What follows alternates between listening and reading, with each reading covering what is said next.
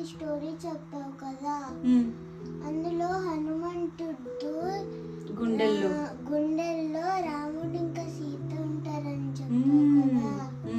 రాముడు ఇంకా హనుమంతుడు కలిసే ఉంటారా? ఎప్పుడూ కలిసే ఉంటారు. రామ అంటే హనుమంతుడు ఉంటాడు. హనుమంతుడి గురించి మాట్లాడినప్పుడు రాముడు లేకుండా మాట్లాడలేం కదా. కానీ రాముడు హనుమంతుడు కలిసి లేని ఒకే ఒక టెంపుల్ ఉంది. అసలు ఇండియాలో అదొక్కటే టెంపుల్ అన్నమాట. అది ఎలా పాసిబుల్ అయింది అంటే, పురాతన కాలంలో, పురాతనము అంటే రాముడు ఎప్పుడైతే తిరిగారో ఆ టైంలో అన్నమాట. అప్పటి నుంచి త్రేతాయుగ కాలం నాటి ఆలయం అని చెప్తారు ఆలయాన్ని.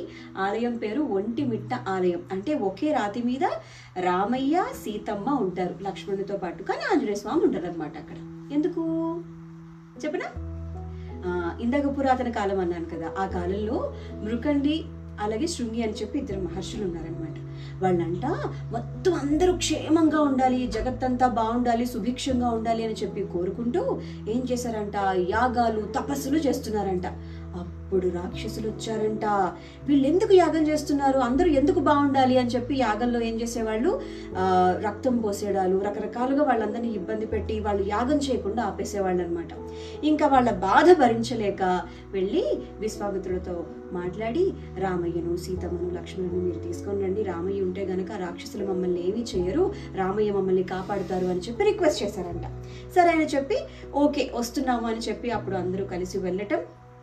ఎవరెవరైతే రాక్షసులు వాళ్ళు యాగం చేస్తుంటే అడ్డుకున్నారో వాళ్ళందరితో బాణాలవి తీసుకుని వెళ్ళారు కదా, వీళ్ళు ఫైట్ చేసి మొత్తానికి విన్ అయిపోయి రాక్షసులందరినీ చంపేయడం జరిగిందనమాట. హ్యాపీగా యాగం అయిపోయింది, తపస్సు అయిపోయింది, అన్ని అయిపోయాయి.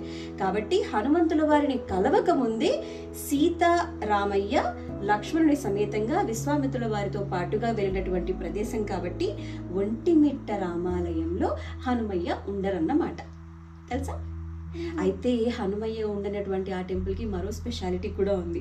యూజువల్లీ మనం శ్రీరామనవమి అంటే మిట్ట మధ్యాహ్నం పూట కళ్యాణం జరుగుతుంది, అది కూడా చైత్ర నవమి పూట జరుగుతుంది. కానీ ఇక్కడ మాత్రం నైట్ అయిపోయిన తర్వాత చంద్రుడు వస్తాడు కదా, ఫుల్ మూన్ వస్తుంది కదా, చైత్ర మాసంలో వచ్చేటువంటి చైత్ర పౌర్ణమి రోజున అంటే ఫుల్ మూన్ డే రోజున ఆ వెన్నెల వెలుగుల్లో రామయ్యకి కళ్యాణం చేస్తారు సీతమ్మతో. అది కూడా చంద్రుడు రిక్వెస్ట్ చేశారంట, ప్లీజ్ ప్లీజ్ మీ కళ్యాణం నేను చూడలేదు కదా, అప్పుడు మధ్యాహ్నం జరిగింది కదా, నాకు చూడాలనిపిస్తుంది, ప్లీజ్ ప్లీజ్ అని చెప్పి రిక్వెస్ట్ చేస్తే చంద్రుడు ముద్దుగా ఇలాగే ఉంటాడు కదా. అందుకని రామయ్య ఓకే అని చెప్పి సరే ఒంటిమిట్టలో మాత్రం చంద్రుని వెన్నెల్లో పున్నమి వెన్నెల్లో నా కళ్యాణం జరుగుతుంది అని చెప్పి ఆశీర్వదించారంట. అప్పటి నుంచి అక్కడ కళ్యాణం చైత్ర పూర్ణిమకి జరుగుతుందన్నమాట. తెలుసా? అయితే ఇంకొక విషయం, నీకు హనుమయ్య అంటే ఏం తెలుసు హనుమయ్య గురించి? హనుమాన్ చాలా హైగా జంప్ చేస్తాడు. హనుమాన్ ఇండియాలో నుంచి వేరే కంట్రీకి దగ్గర కూడా తెచ్చేయగలడు. అబ్బో చాలా తెలుసు నీకు. ఎస్, ఎంత పెద్ద రూపమైన హనుమంతుడు తీసుకుంటాడు, ఎంత సూక్ష్మ రూపమైన హనుమంతుడు మారిపోతాడు. అలాగే సముద్రపు ఇవతల ఒడ్డు నుంచి అవతల ఒడ్డుని టచ్ చేయగలిగేది కూడా ఆయనేనమాట. సూర్యుని కన్నా ఫాస్ట్ గా వెళ్లేది కూడా హనుమయ్య. చాలా పవర్ఫుల్ తెలుసా? ఒకసారి ఏమైంది అనుకున్నావు, హనుమయ్య పుట్టారు. హనుమయ్య పుట్టిన వెంటనే చూసిన తర్వాత ఆకాశంలో మన సూర్యుడేమో ఒక యాపిల్ పండు లాగా ఎర్రగా కనిపించారంట. అరే అదేదో ఫ్రూట్ లో ఉంది కదా ఆకాశంలో అని చెప్పి సూర్యుని చూసి కొరికేద్దాం అని చెప్పి అలా ఎగురుకుంటూ వెళ్ళిపోయారంట ఆకాశంలోకి. ఇంద్రుడు చూసి ఇదేంటి అబ్బాయి ఇలా వచ్చేస్తున్నాడు సూర్యుడి మీదకి అని చెప్పేసి కంగారు పడిపోయి ఆయన చేతుల్లో వజ్రాయుధం అని చెప్పి ఒకటి ఉంటుంది అనమాట, దాంతో ఆయన్ని ఇలా కొట్టేసరికి పాపం ఆ బుజ్జి బాబు, యాక్చువల్లీ చిన్నప్పుడు హనుమయ్య పేరు హనుమయ్య కాదనమాట, సుందరుడు, అంత అందంగా ఉండేవాడంట. ఎప్పుడైతే ఇంద్రుడు తన వజ్రాయుధంతో కొట్టాడో మూతి కాస్త అలా ముందుకు వచ్చేసి ఇట్లా వాచిపోయినట్టు అయిపోయిందో, హనుమ అంటే ఇవి ఉన్నాయి కదా హనువులు, అవి అట్లా ఉబ్బడం వల్ల ఆయనకి హనుమ అనేటువంటి పేరు వచ్చిందంట.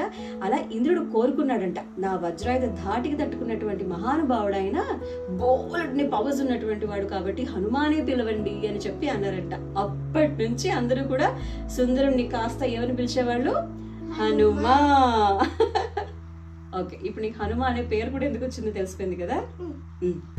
Hi friends, like, share, comment and subscribe please.